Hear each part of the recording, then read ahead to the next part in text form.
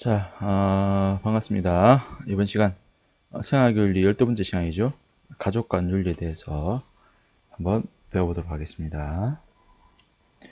영상 두 가지 보고 오셨는데 첫 번째 영상은 우리 안타까운 세대죠. 우리의 젊은 세대들이 이제 M4 세대. 예전에는 이제 최초는 3포 세대였죠. 3포 세대. 3포. 세 가지를 포기하는 거였죠. 그죠? 그렇죠. 연애, 결혼, 취업 이거 있는데 어느 순간 5포 세대까지 오고 5포 세대 그죠? 그래서 내 집 마련하고 그 인간관계 포기하는 게 5포 세대고 거기서 이제 계속 더 늘어나서 이제 꿈과 희망 7포 이러면서 이제 그 다음부터 아예 이제 셀 수 없으니까 N포 더하는 모든 것들 우리가 해야 될 모든 일종의 인생에 있어 과제들을 일종 인생의 과제라 볼 수 있겠죠. 이런 것들을 다 포기하는 그런 상황에 이르렀다라는 안타까운 얘기를 하고 있는 영상이었죠. 그죠? 두 번째 영상은 뭐 또 우리 가족 간 해체의 가장 큰 내용인 이혼에 대한 얘기죠. 이혼. 그래서 우리가 좀 이따 얘기하면 가족 해체 현상, 가족 해체 현상을 바라볼 때 우리가 어떻게 바라봐야 되겠습니까? 이걸 어떻게 하면 막을 수 있을까? 중요한 문제겠죠. 막을 수 있을까?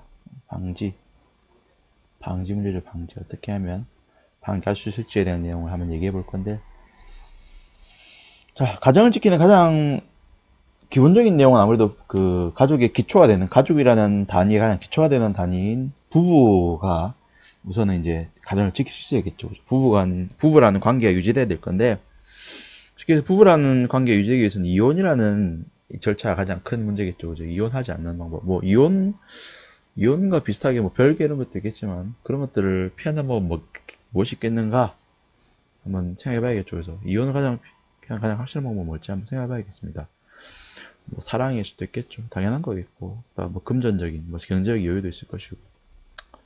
뭐, 근데 좀 이상하게 생각하면 안 됩니까? 안 됩니다. 이 3포 세대처럼.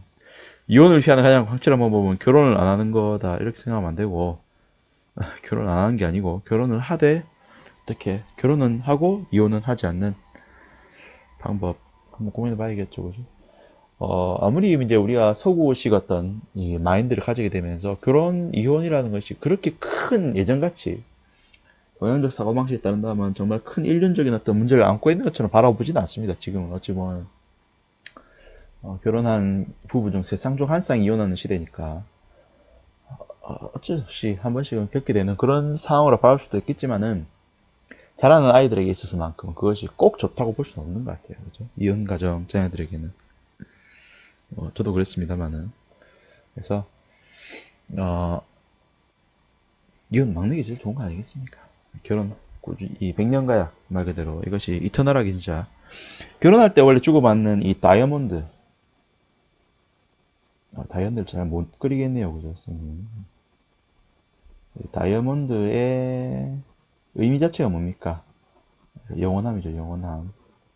그 영원한 사랑을 어떻게 지킬 수 있을 것인지 한번 고민해 봐야겠습니다. 뭐 영원함을 지키기 위한 첫 번째 조건은 사랑이겠죠. 그죠? 사랑. 우리 앞에서 사랑에 대한 윤리도 배웠는데 하지만 아까 결혼 사유에서 보시면 중요한 이유 중에 하나가 사랑으로도 이길 수 없는 문제들이 몇 개 있죠. 그죠? 먼저 경제적 문제. 저는 경제적 문제 굉장히 중요하다고 봅니다. 사람이 이제 결혼이라는 것도 유지하고 자녀를 키우고 하기 위해서는 경제적 안정이 큰 원인이 돼야 될 건데 이유가 돼야 될 문제 경제적 안정이 제일 중요한 기반이 될 텐데 그것을 이제 갖추기가 쉽지 않죠. 아까 M4 세대는 여러 가지가 결합되어 있습니다. 그죠? M4 세대. 이 취업이라는 것 자체가 어느 정도 해소됐을 때 취업이든 뭐든 간에 그죠? 뭐 꼭 취업이 아닌 사람도 있겠죠. 창업 같은 경우겠죠. 그렇죠. 또 창업 같은 경우 이것이 이제 안정화가 돼야지 이제 다음 단계인 결혼으로 넘어갈 건데 이 상태에서 안정이 안 되는 경우가 많죠. 그죠? 취업이 안 되다 보니까 30대 중반 후반까지도 취업이 안 돼서 백수로 혹은 뭐 이미 취업했다가 이제 퇴직하고 재취업을 노리는 과정이 길어지면서 이렇게 안정이 안 되는 상황이 벌어지고 그러다 보면 자연스럽게 결혼도 늦춰지게 되고 그렇게 됩니다.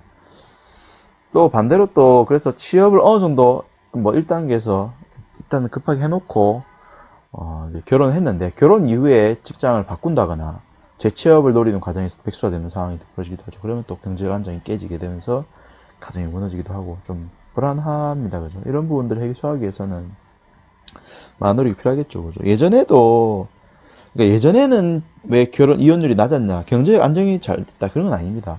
예전에는 경제적 안정이 안 되는 사람들도 많았어요. 그런데도 불구하고 좀 그 인식 때문에, 이혼에 대한 인식 때문에 쉽사리 이혼을 하지 않고 꾹 참고 지냈던 게 많았던 거죠. 하지만 최근에는 그런 이혼에 대한 인식이 아까 말했듯이 바뀌면서 이런 경제적 안정이라든가 이런 문제 생기면 즉각 이혼해버리는 상황이 벌어지기 때문에 예전보다 이혼율이 높아진 것 같습니다. 그래서 먼저 결혼의 의미에 대해서 한번 돌려보면서 아까 얘기했지만 가족의 가장 기본 단위는 부부죠. 그죠? 생각해보세요. 바로 부자라는 관계로 들어가기가 쉽지 않습니다. 부부가 결혼해야지 그 노력을 통해서 자식을 낳을 겁니다. 그러니까 실제로는 1단계는 부부고 가족 간 결합의 제1단계 부부고 그 다음 부자 관계 그 다음 자녀를 둘 이상 놓게 되면 그 다음 생기는 관계가 형제 관계고 이 형제 관계가 세대를 거치게 되면 친족 관계 그러니까 세대를 더해가면서 이렇게 사촌 뭐 오촌 이렇게 더해가는 거죠. 그리고 친족 관계를 넘어서게 되면 뭐가 됩니까? 이제 그다음부터는 이제 가문 이렇게 되는 거죠. 가문. 쭉 가족 관계라는 식으로 확장되어지는 이렇게 모습을 보여줍니다. 그래서 가족 관계 여기까지죠. 그죠? 여기까지가 지켜지기 위해서는 무엇보다도 부부 관계라는 가장 근원적인 단계가 잘 지켜져야 되는 거죠. 그죠?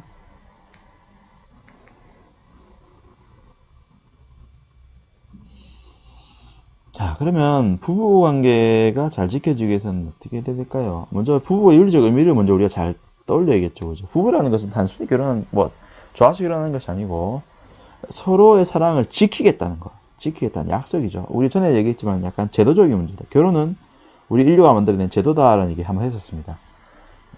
원래 자연에는 없는 거죠. 하지만 자연에 없다고 해서 이걸 가볍게 봐서 되느냐? 그건 아니란 겁니다. 엄연히 인류가 지난 긴 시간 동안 이 결혼 제도를 유지해온 것, 발전시켜온 것은 그만큼 결혼이 중요하다는 의미죠.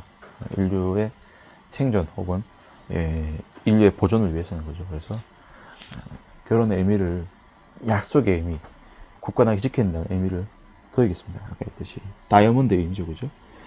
또한 남녀가 서로의 차이를 존중하겠다는 의지다. 아까 이혼의 사유 중에 성격 차이가 가장 큰 이유였죠. 그죠? 성격 차이라는 것이 한데 좀 말이 안 되는 게 그런 성격 차이를 충분히 감내하겠다는 어떤 의지의 표현입니다. 다시 말하지만 결혼하는 순간 이제 우리는 돌이킬 수 없다는 걸 알아야 돼요. 그리고 그때부터는 서로 간의 차이점을 메꿔가는데 주목해야 되는 거지. 차이가 있네. 안 돼! 이런 식으로 해서는 안 된다는 거죠. 전에 잠깐 얘기했지만 화성에서 온 남자, 금성에서 온 여자라는 책을 소개했던 적이 있었습니다. 이제 요즘 잘 읽지 않는 책인데 그 책에서 다시 말하지만 말하려고 했던 건 그만큼 이 남성과 여성이 가지고 있는 기본적인 성격의 차이가 크다는 겁니다. 그래서 그 차이를 메꿔가는 작업이 결혼이 해야 돼요. 결혼이라는 것은 그러니까 완성이 아니고, 결혼은 완성이 아니고 시작입니다. 시작. 그래서 그때부터 이제 서로를 진지하게 알아보게 되는 거죠.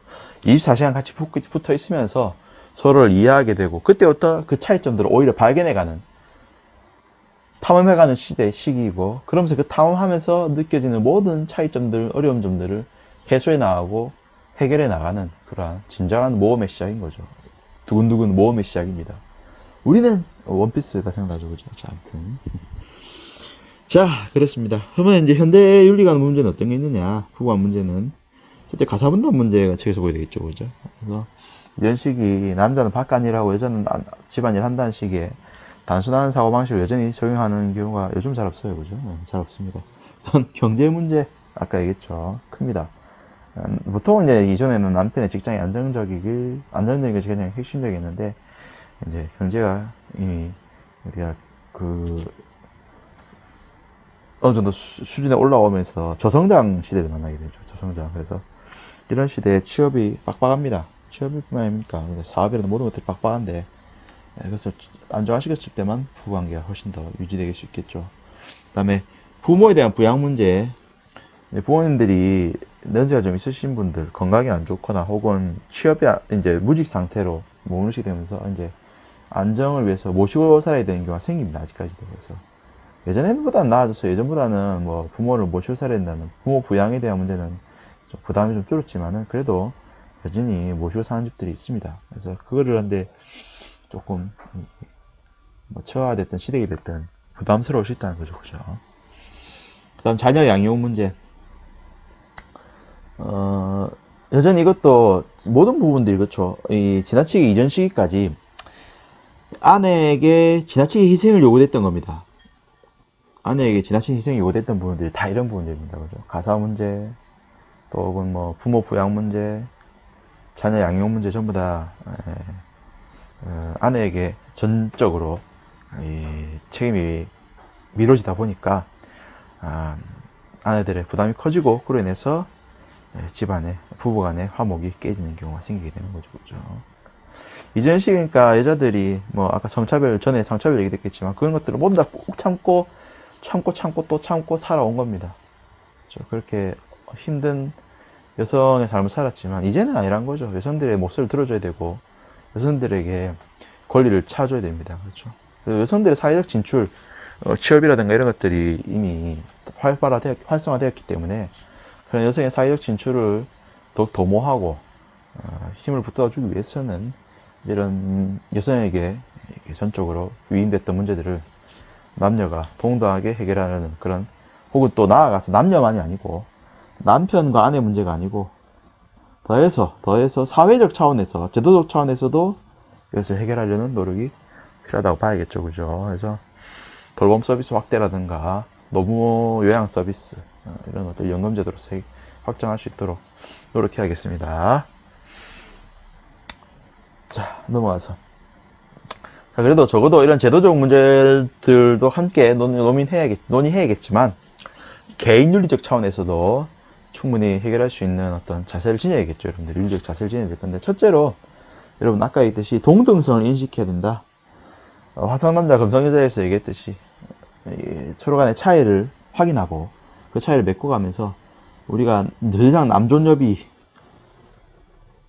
남자는 존귀하고 여자는 천하다는 그런 인식을 버리고 동등하게 인식하고 서로를 바라봐야겠다라는 얘기 해야겠습니다. 그죠? 화성남자 금성여자 비슷한 얘기로 이제 우리가 결혼했을 때 남편과 아내의 그 글자 뜻을 가지고 치는 농담이 있습니다. 예. 제가 옛날에 배웠었는데, 남편이 왜 남편이냐? 남의 편이기 때문에 남편이다. 그러니까 아내들은 남편을 바라볼 때 저것이 왜 남편인가? 남의 편이다라는 생각을 늘 해야 된다는 겁니다. 내 편인 적이 없다는 거죠. 늘 보면은 남편들, 저거 엄마 편들죠. 저거 엄마. 우리 엄마가 이랬어. 우리 엄마는 이런 밥을 해줬고 이런 반찬 해줬어. 이런 식의 얘기를 많이 합니다. 그런 뭐 엄마 말 듣고 와가지고 한 얘기 듣고 있으면 기가 찹니다. 그죠? 아주 그냥 님 도로 너 엄마 집 들어가라 생각하고 말하고 싶은데 그런 얘기 들으면 알겠지만 남편은 늘 어떤 곤란한 관계 속에서 늘 남의 편에 선다는 거죠. 지기 내 편 맞다 이런 생각이 듭니다. 근데 그때마다 그렇다고 해서 버리지 마시고 남의 편이다. 원래 남의 편이다. 저 죽을 때까지 남의 편이다 생각하시고 그래 바라봐야겠습니다. 그래 생각해야 속이 편합니다.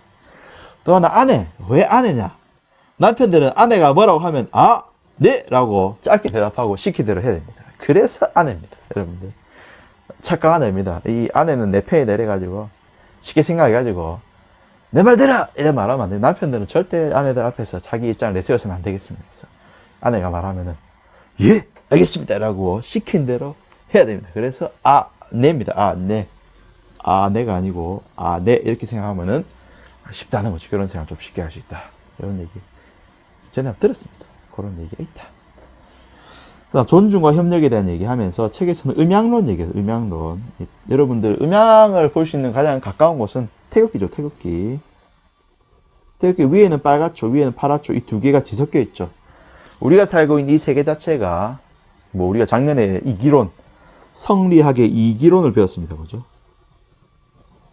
이기론에서 이기가 음양은 아닙니다. 사실 말하지만 이기에 의해서 음양이 나옵니다.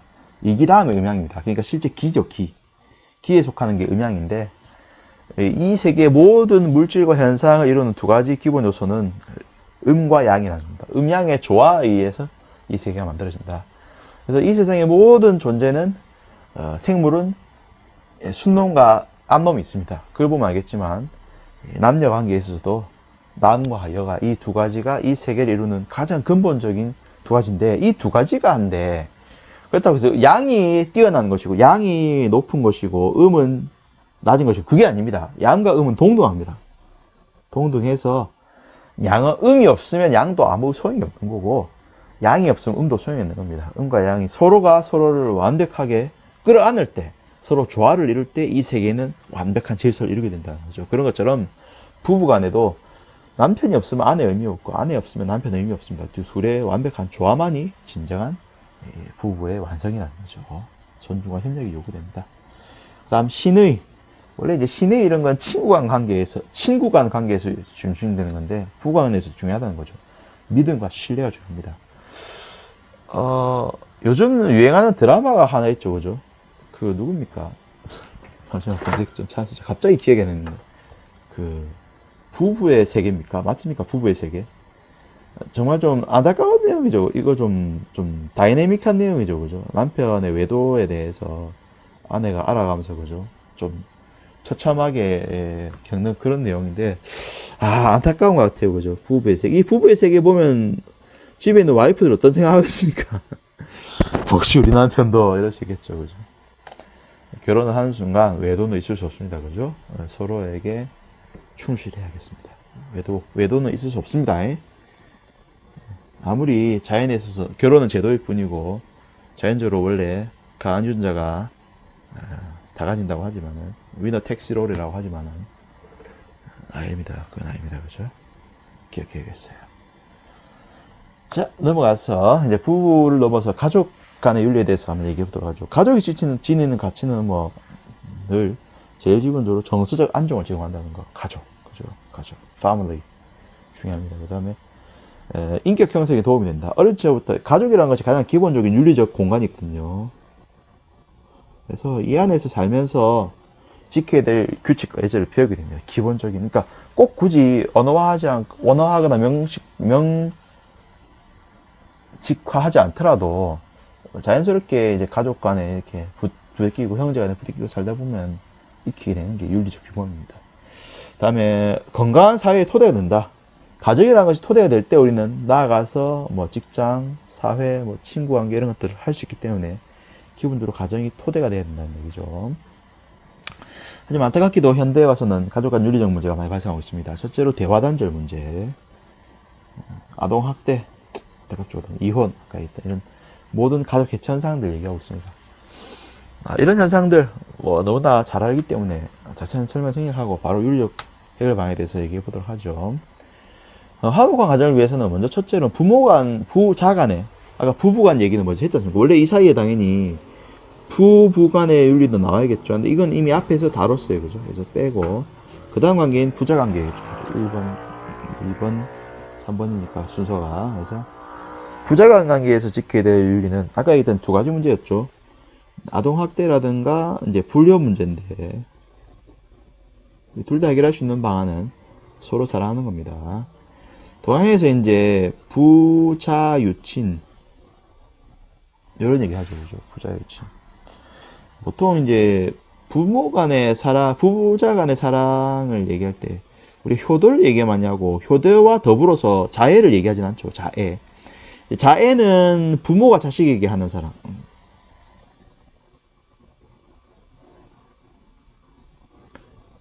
둘 간의 상호적 사랑이 중시합니다. 원래 상호적인 걸 중시해요. 그래서 부모는 자식에 대한 사랑을 자애랍니다. 그 다음에 자식이 부모에 대한 사랑을 다른 말로 효도랍니다. 효도.